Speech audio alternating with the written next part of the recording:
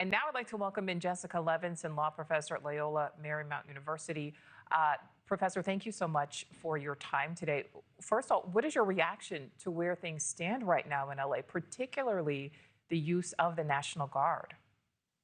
So I am obviously talking to you from Los Angeles as well. My reaction is that we're at a bit of an inflection point. We don't know which way things will turn. I've been saying that for about 12 hours now. At this point, we know the president has pointed to his power under Title 10 to federalize the National Guard. But this is not an exception to something called the Posse Comitatus Act, which says that the military cannot act as a domestic law enforcement agency.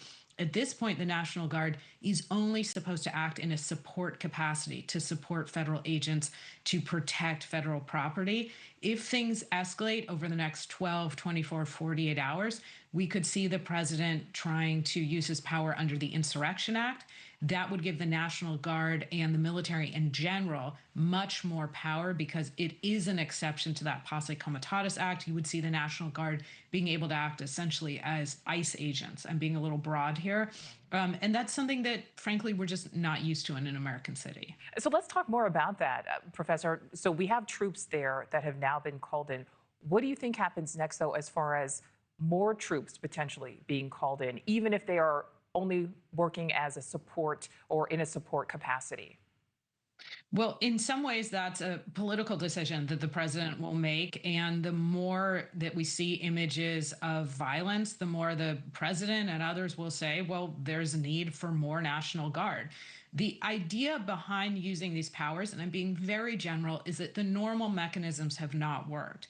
So the more we see images where it might look like or be that local law enforcement can't handle things, then the more power I think the president and potentially others will say need, the more federal power we need, the more we need National Guard.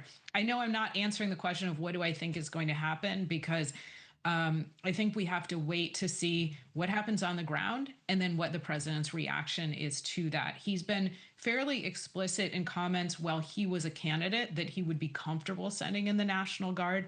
That's a change from what we are used to in terms of, generally speaking, if the National Guard comes, not always, generally, there's cooperation between the governor and the president. And I know your time is limited with us, so just one more question for you.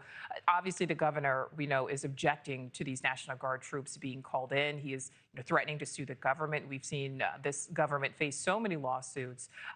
But Governor Newsom also essentially daring the border czar, Tom Homan, to arrest him. First, do you think a lawsuit will be effective against this administration? And do you think we could potentially see the governor arrested?